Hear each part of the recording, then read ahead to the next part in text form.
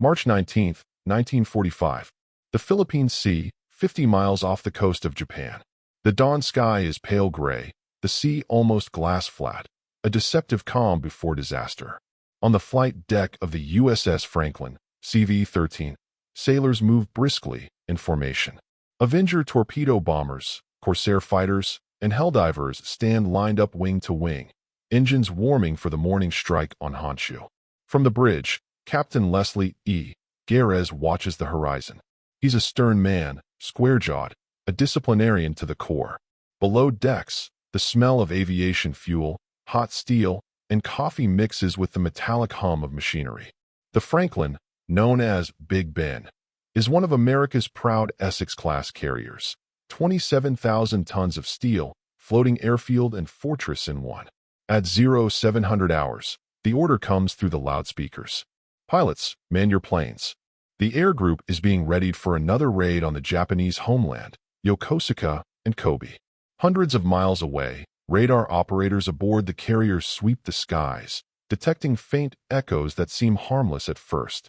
Then, through a low layer of clouds, a single dot breaks through, a Yokosuka D-4Y Judy dive bomber, flying low, hugging the sea, undetected until the last moment. Enemy aircraft inbound. Port side, low altitude, the lookout shouts. Before the crew can react, the Judy dives straight toward Franklin's flight deck. The carrier's guns roar, 40mm Bofors and 20mm Oerlikons thunder, tracing white-hot arcs across the sky. But it's too late. At 0708, two 500-pound armor-piercing bombs drop in succession. The first pierces the flight deck, detonating in the hangar where fully armed aircraft are being fueled. The second explodes near the aft elevator, igniting aviation fuel lines. The effect is instantaneous, catastrophic. A sheet of orange fire rolls through the hangar, engulfing planes, bombs, and men. The deck plates buckle. Ordnance begins to cook off, detonating one by one. The ship shudders as shockwaves ripple through her hull. Below decks, sailors are thrown from their bunks. One young machinist's mate, Seaman First Class Robert Blanchard, later recalls, "The whole ship jumped under my feet. Then the lights went out, and it felt like the air turned to fire." Within seconds, the Franklin becomes a floating inferno. Bombs detonate in sequence. 500-pounders, 250-pounders, rockets, depth charges, a chain reaction of chaos. Planes explode into fragments. Bodies are hurled into the sea. Up on the bridge, Captain Garez grips the railing as heat pours upward like a furnace. All stations, damage control. Get those fires out. But his voice is drowned by the roar of explosions and the shriek of metal. The Franklin is dead in the water, engines silent, communications gone, decks collapsing. A mushroom of black smoke rises thousands of feet into the air, visible from over 50 miles away. Nearby, the carrier USS Hancock radios frantically.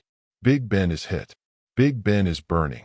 On shore, Japanese radar tracks the distant plume and reports, one American carrier destroyed. Tokyo rejoices.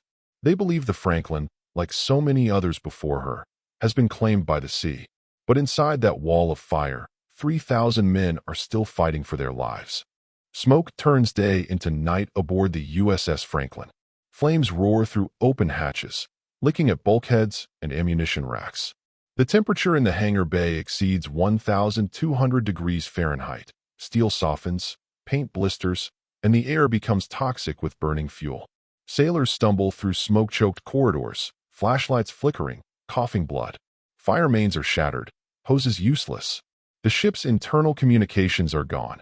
Only shouts and desperate hand signals remain. Below the flight deck, Lieutenant Commander Joseph T. O'Callaghan, the ship's Catholic chaplain, moves through the inferno with a calm born of faith. Dressed in scorched khakis and a helmet marked with a white cross, he crawls past smoldering debris, dragging wounded men into makeshift shelters. "Hold on, son. You're gonna make it," he says to a sailor whose leg is gone below the knee.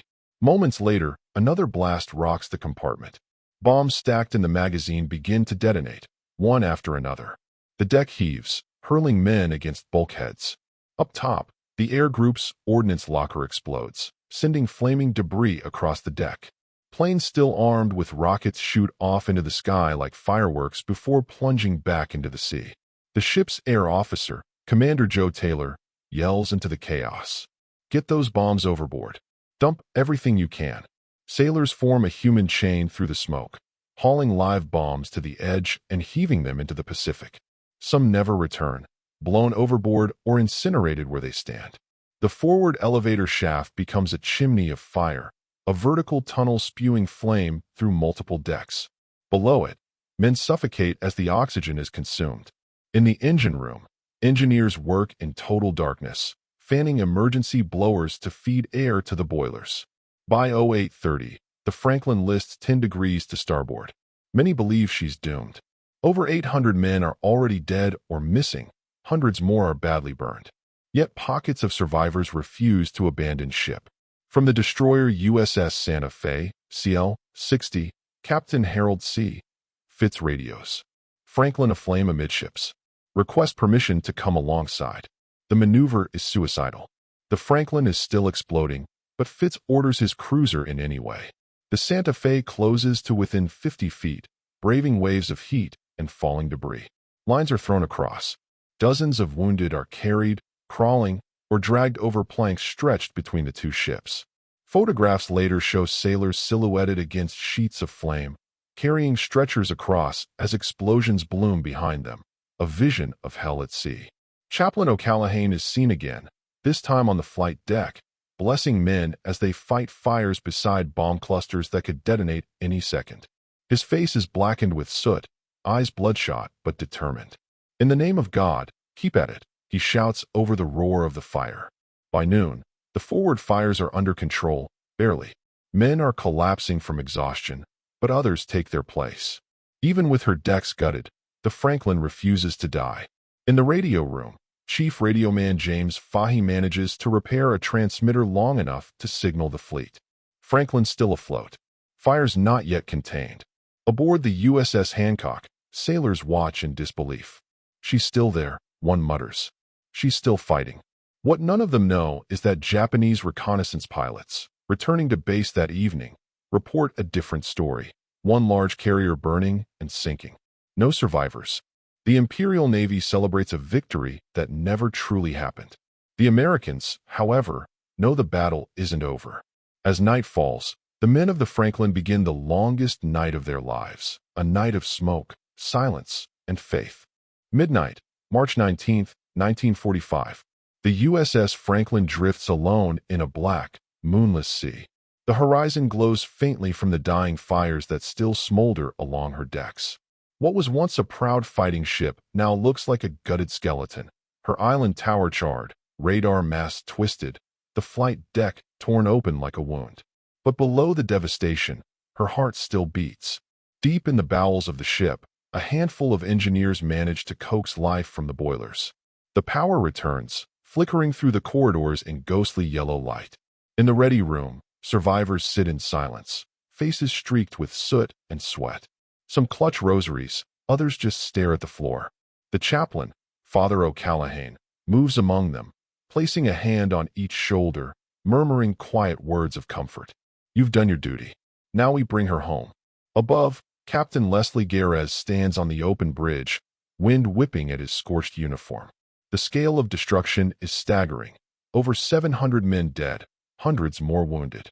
And yet, his ship still floats. He turns to the navigator. We're not abandoning her. Not today, not ever. Bring me a course for Ulithi. The order travels down the damaged corridors like a prayer. Those still able to stand return to their posts. Helm, engine room, radar, gunnery, what little remains functional. At dawn on March 20th, the Santa Fe once again pulls alongside, providing medical supplies and towing cables. Crewmen lash the two ships together, and slowly, painfully, they begin the journey home. The Franklin's engines sputter but catch, turning the screws just enough to make headway. 6 knots, then 8. Every few hours, fresh fires erupt from the smoldering wreckage. Ammunition still hidden in the shadows cooks off with sudden bursts of flame. Damage control parties, faces wrapped in towels soaked in seawater, rush in again and again. One sailor later writes in his diary, "We fought the fire for 36 hours straight. When we ran out of water, We used our own sweat. By the time the carrier limps into open Pacific waters, the smoke has thinned, revealing the true scope of the devastation. Half her flight deck gone, planes melted into the steel, gun mounts warped beyond recognition. Overhead, a lone Japanese reconnaissance plane appears briefly, circling at high altitude. It's there just long enough to confirm what Tokyo had already assumed. The Franklin was gone. But when the pilot radios back, his voice is uncertain. Carrier badly damaged, but still moving. In Japan, the report is dismissed as impossible. No ship could survive that. Yet the impossible is precisely what the Franklin was doing. By March 24th, escorted by destroyers and cruisers, she reaches Ulithi Atoll, her decks still smoking, flags tattered but flying. Sailors from other ships line their rails in silent salute as she passes. Some weep openly. Others simply remove their caps. The Franklin anchors, her engines silent at last. Medical teams swarm aboard, carrying out the wounded, counting the dead. For many, it's their first chance to breathe air not tainted by smoke and burning oil. Captain Garres steps off the gangway, expression unreadable. He's proud and haunted. In the official report, he writes only one line that captures the magnitude of what they endured. The Franklin was saved because her crew refused to let her die. Back in Tokyo, Japanese naval officers review reconnaissance photos in disbelief. The blurred images show a crippled carrier limping east, scars visible even from miles above. An admiral leans back in his chair, stunned. Impossible. She should have sunk. How can she still be afloat? The USS Franklin, though mortally wounded, would steam 12,000 miles home under her own power, the most damaged ship ever to return to port. She earned 4 battle stars and a nickname that would echo through naval legend, the ship that wouldn't die. And as the Pacific winds carried her back to the safety of Pearl Harbor, her surviving crew, soot-stained, hollow-eyed, but unbroken, looked back at the ocean that had nearly claimed them and whispered the same words that had carried them through hell. Hold fast.